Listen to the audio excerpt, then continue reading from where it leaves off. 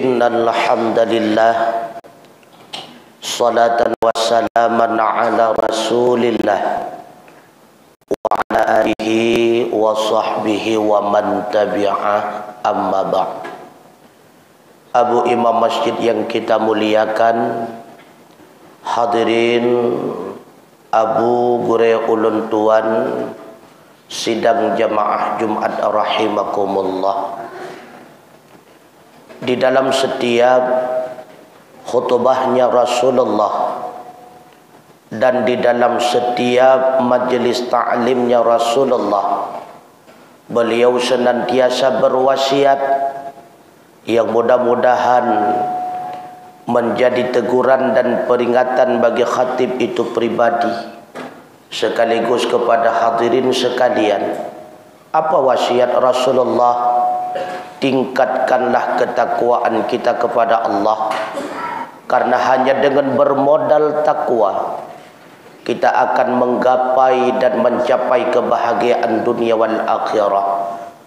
Wa tazawwadu fa inna khaira zadit taqwa.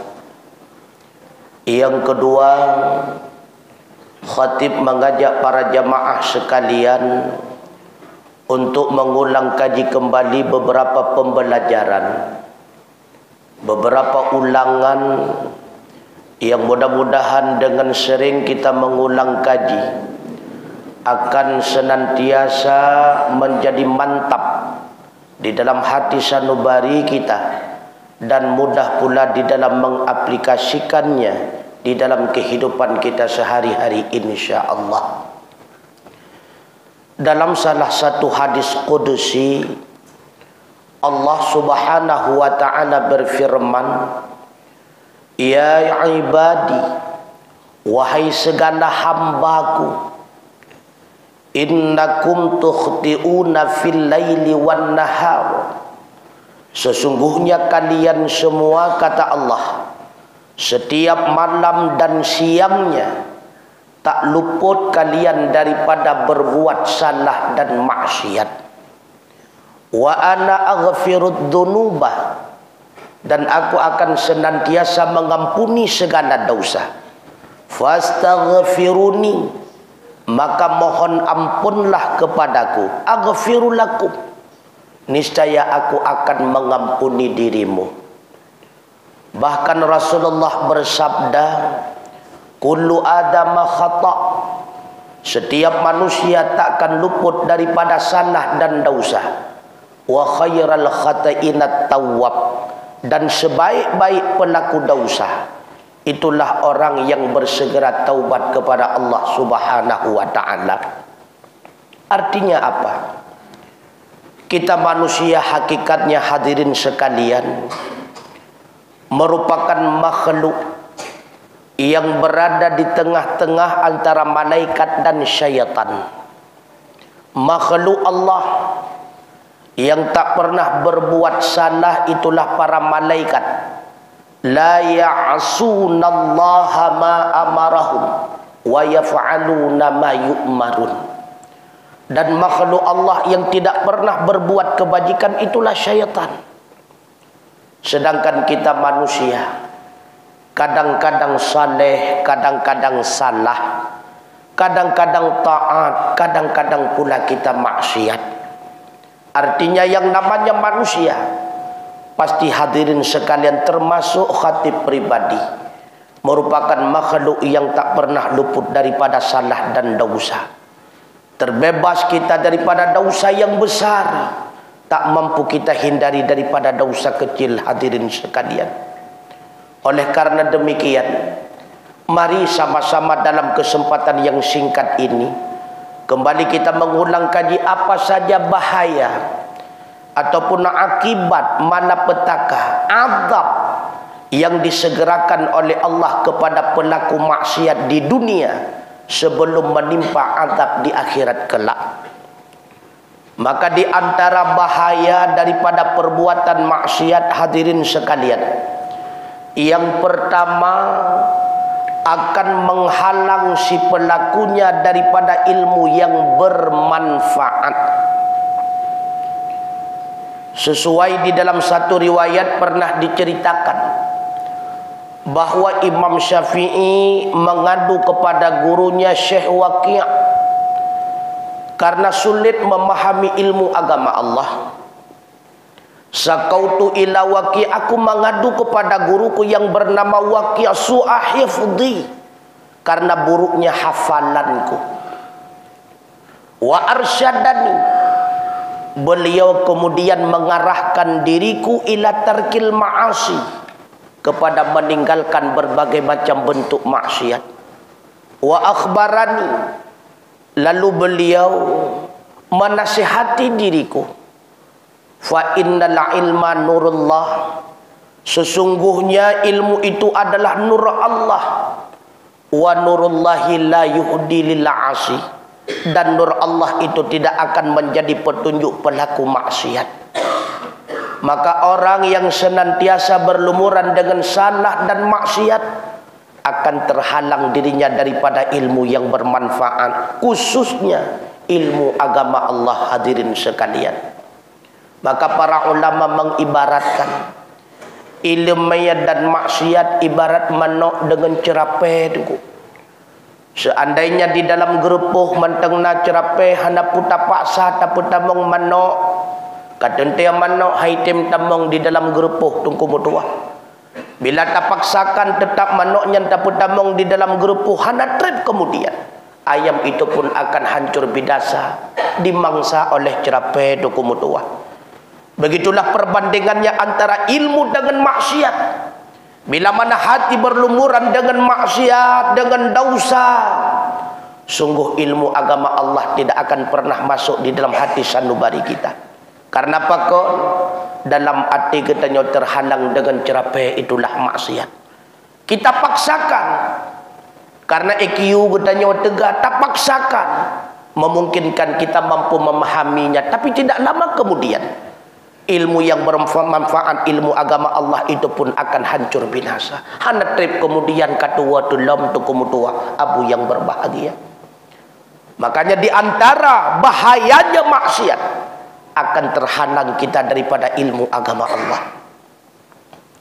Yang kedua, hadirin sekalian, bahayanya maksiat akan terhalang seseorang daripada harta yang halal. Inna rajula, kata Rasulullah, la yuhramur rizqu bidzambi yusibuhu. Sesungguhnya seseorang sungguh, kata Rasulullah, dihalangkan dirinya akan rezeki yang halal dengan sebab dosa yang menimpa dirinya. Makanya orang yang berlumuran dengan salah dan dosa, tentu mereka akan senantiasa berada di dalam rezeki-rezeki yang haram. Na'udzubillah. Yang ketiga, di antara bahayanya maksiat, hadirin sekalian, akan mengakibatkan maksiat yang lainnya.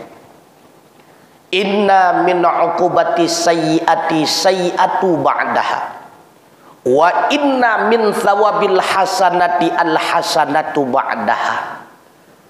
Sungguh sebahagian daripada bahayanya maksiat akan melahirkan maksiat setelahnya, dan sesungguhnya bahagian daripada balasan kebaikan itulah kebaikan setelahnya. Maka kita nyokan lentuk kumutua, orang-orang yang senantiasa berada di dalam narkoba akan melahirkan maksiat yang lainnya, mencuri, membunuh dan sebagainya. Mereka-mereka yang senang dengan bermain judi akan berakibat maksiat yang lainnya. Mereka pun akan mencuri, merampok dan sebagainya. Na'udzubillah. Maka di antara bahayanya maksiat akan mengakibatkan maksiat yang lainnya. Na'udzubillah. Selanjutnya, hadirin sekalian, bahayanya maksiat akan terhalang diri kita daripada jalan keluar atas setiap masalah yang kita hadapi. Maka urang-urang yang gemar di dalam berbuat maksiat, hidupnya akan galau, hatinya akan susah dan gelisah. Ujung-ujung apa yang terjadi? Sering takalan mereka itu bunuh diri. Allah tutup jalan keluar daripada setiap masalah yang dia hadapi. Karena Allah menjanjikan, wa may yattaqillaha yaj'al lahu makhraja wa yarzuquhu min haitsu la yahtasib. Siapa saja yang bertakwa kepada Allah, Allah senantiasa akan memberikan jalan keluar kepadanya dari setiap masalah yang dia hadapi. Apakah masalah di dalam rumah tangga, perkantoran, masyarakat dan sebagainya. Dan Allah akan memberikan rezeki kepadanya daripada jalan yang tiada dia sangka-sangka. Modal utama untuk mencapai keberhasilan kehidupan dunia wal akhirah, takwa kepada Allah. Imtithalu awamirillah wajtinabun nawahi, hadirin sekalian. Dan bahaya selanjutnya daripada berbuat maksiat, bila kita berkekalan dengan maksiat tersebut, maka hati akan menganggap itu adalah hal yang biasa. Orang yang sering temenak tu kumutuah, mereka akan menganggap buat temenaknya hal biasa tu. Mereka yang sering di dalam harta riba, bermain dengan perbankan dan sebagainya, menganggap riba itu hal biasa. Bahkan menyetap ingat tu kumutuah, menjadi musuh kegetannya hadirin sekalian. Mereka yang biasa di dalam judi itu akan dianggap hal biasa. Mereka yang sering di dalam perbuatan zina itu akan dianggap hal biasa. Mereka yang sering memfitnah maka akan menganggap fitnah itu hal biasa. Mereka yang sering menipu, maka perbuatan menipu itu akan mereka anggap hal biasa. Sehingga apa yang terjadi, tutuplah pintu hati kita daripada berkehendak untuk taubat kepada Allah Subhanahu wa ta'ala. Karena ketika hati menganggap itu adalah hal biasa, maka hati ini tidak akan tergerak untuk taubat kepada Allah Subhanahu wa ta'ala. Sehingga semakin jauhlah kita dengan Allah, sehingga semakin dekatlah kita dengan azab Allah berupa neraka, hadirin sekalian. Oleh karenanya hadirin sekalian sidang jamaah Jumat rahimakumullah, mari kita renungkan sejenak. Mari sama-sama kita muhasabah, introspeksi diri kita. Sudah berapa lama usia kita berada di dunia, hadirin sekalian? Kita tilai atas diri pribadi katanya masing-masing tu berdoa. Paduk ton kata udip di atas bumi Allah. Nah yang ka usia katanya si kurung puluh, 80 dan sebagainya. Coba kita renungkan. Adakah usia tersebut yang diberikan Allah kepada kita itu lebih banyak kita peruntukkan untuk ibadah kepada Allah atau maksiat? Adakah usia itu lebih banyak kita peruntukkan untuk amal kebajikan ataupun amal keburukan? Maka renungkanlah, ketukkanlah pintu hati masing-masing, hadirin sekalian. Si manteng umur gebi kepada getanya oleh Allah, sehat badan manteng getanya rasakan. Cobalah bersegera kita taubat kepada Allah Subhanahu wa ta'ala. Tinggalkan segala maksiat, hadirin sekalian. Sesali atas segala maksiat yang telah kita lakukan. Berjanji dengan sepenuh hati tidak akan pernah kita mengulangi kembali. Bila mana maksiat itu berkaitan dengan manusia, kaitan dengan harta, kembalikan harta milik orang, hadirin sekalian. Bila mana berkenaan dengan kezaliman, mintalah halal laki ma'ah tu kumutuah abu yang berbahagia. Kemudian iringkanlah taubat itu dengan amal ibadah salat. Karena salat 5 waktu, hadirin sekalian, mampu meleburkan setiap dosa yang kita lakukan. Rasulullah bersabda, "Lau anna nahara bi babi ahadikum yaghtasilu kulla yaumin khamsan yubqi min daranihi." Seandainya di depan pintu rumahmu terdapat satu sungai, kata Rasulullah, setiap harinya engkau keluar masuk rumahmu melewati sungai tersebut. Artinya setiap harinya engkau keluar masuk rumah 5 kali melewati sungai tersebut. Yubqi min daranihi. Adakah berbekas kotoran di badan kalian, kata Rasulullah? Qalu, para sahabat menjawab, la yubqi min daranihi syai'an ya Rasulullah. Bila demikian kejadiannya pastinya tidak akan berbekas kotoran di atas tubuh kami ya Rasulullah. Tsumma qala, kemudian Rasulullah melanjutkan sabdanya, fabidzalika misalus salawatil khamsi. Maka demikianlah perumpamaan salat 5 waktu. Yamhullahu bihal khataya. Allah akan mengampuni, menghapuskan segala dosa dengan sebab salat tersebut. Setelah kita melakukan salat zuhur, yang namanya kita manusia pasti tak luput daripada salah dan dosa. Kemudian kita iringi dengan salat asar, dosa itu akan dihapus oleh Allah Subhanahu wa taala. Setelah asar, yang namanya kita manusia pun tak luput daripada salah dan dosa. Kemudian kita iringi dengan salat maghrib, maka salat itu pun meleburkan dosa kita. Setelah maghrib pastinya kita pun akan jatuh dalam hal yang sama. Lalu kita ikuti dengan salat insya. Insya itu pun akan menghapuskan dosa kita. Setelah salat insya pastinya pun kita akan jatuh di dalam maksiat. Lalu kita iringi dengan salat subuh. Salat itu pun akan meleburkan maksiat dan dosa kita. Mungkin saja setelah subuh kita kembali kepada Allah Subhanahu wa taala, kita meninggalkan alam dunia dengan menghadapi yang namanya kematian. Mati kita dalam husnul khatimah, mati kita di dalam bersih daripada dosa kepada Allah Subhanahu wa taala. Subhanallah. Makanya hadirin sekalian sidang jamaah Jumat rahimakumullah, marilah bersegera taubat kepada Allah. Allah mengingatkan kita di dalam Al-Quran, wasari'u ila maghfiratin min rabbikum wa jannatin 'arduhas samawati wal ard u'iddat lil muttaqin. Bersegeralah engkau untuk mencapai ampunan Tuhanmu.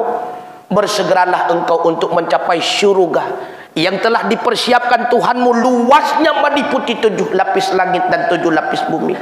Untuk siapakah syurga itu disiapkan Allah? U'iddat lil muttaqin. Syurga itu disiapkan Allah hanya bagi mereka yang bertakwa. Siapa mereka yang bertakwa? Itulah hamba Allah. Tak kala mereka jatuh di dalam maksiat dan dosa, bersegera mereka taubat kepada Allah Subhanahu wa taala. Kiranya Allah memberikan kepada kita semua taufik sehingga kita punya kekuatan dan kesempatan untuk senantiasa bertaubat kepada Allah daripada setiap salah dan dosa. Moga-moga kehidupan kita di dunia ini hasanah, di akhirat Allah Subhanahu wa taala menempatkan kita dalam satu tempat yang penuh dengan kenikmatan. Itulah syurganya Allah, syurga Jannatun Naim. Kita mohon kepada Allah kelak di akhirat, tak kala kita berada di padang mahsyar, Allah memanggil kita dengan undangan khusus kepada kita semua. Ya ayyatuhan nafsul mutmainnah, wahai jiwa-jiwa yang suci, irji'i ila rabbiki radiyatan mardiyah. Kembalilah engkau semuanya kepada Tuhanmu. Tuhanmu ridha kepadamu sebagaimana engkau ridha kepadanya di dunia. Fadkhuli fi ibadi. Silahkan engkau memasuki bersama hamba-hambaku, bersama para aulia, syuhada dan ulama. Wadkhuli jannati. Silahkan kalian semua masuk di dalam surga Allah, surga yang penuh dengan kenikmatan. Mudah-mudahan undangan Allah yang demikian rupa dapat kita rasakan bersama, sehingga dapat kita nikmati surga yang penuh dengan kenikmatan. Itulah surganya Allah, surga Jannatun Naim. Amin ya Allah, amin ya Rabbal Alamin. Alhamdulillah, wassalatu wassalamu ala rasulillah Muhammad ibn Abdillah wa ala alihi wa sahbihi wa mawalah. Amma ba'du fa ya ibadallah, ittaqullaha haqqa tuqatih wa la tamutunna illa wa antum muslimun. Wa qala Allah ta'ala fi kitabihil karim wa biqawlihi yahtadil muhtadun. A'udzu billahi minasy syaithanir rajim. Bismillahirrahmanirrahim. Wal 'asri innal insana lafi khusr illal ladzina amanu wa 'amilus solihati wa tawassaw bil haqq wa tawassaw bis sabr. Barakallahu li wa lakum fil Qur'anil 'azim wa nafa'ani wa iyyakum bima fihi minal ayati wa dzikril hakim wa taqabbala minni wa minkum tilawatahu innahu huwal ghafurur rahim.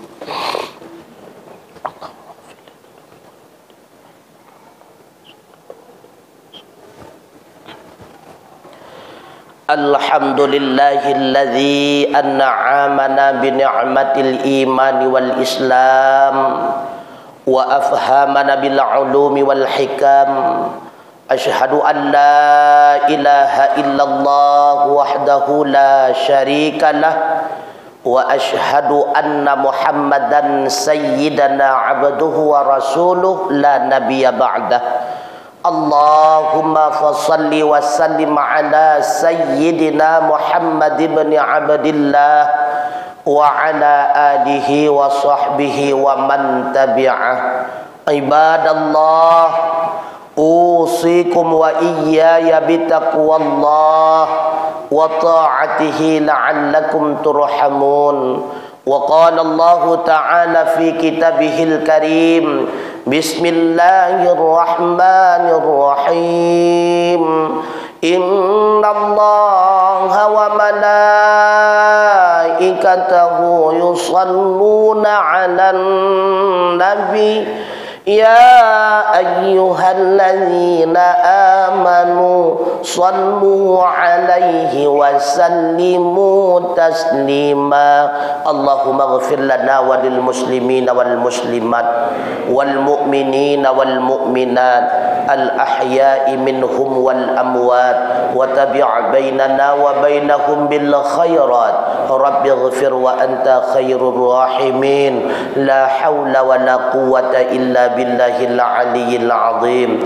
Allahumma arinal haqqa haqqan warzuqna ittiba'ah wa arinal batila batilan warzuqna ijtinabah. Allahumma a'inna ala dzikrika wa syukrika wa husni ibadatik. Rabbana atina fid dunya hasanah wa fil akhirati hasanatan wa qina adzabannar. Wa la dzikrullahi akbar wallahu ya'lamu ma tasna'un. Aqimis shalah.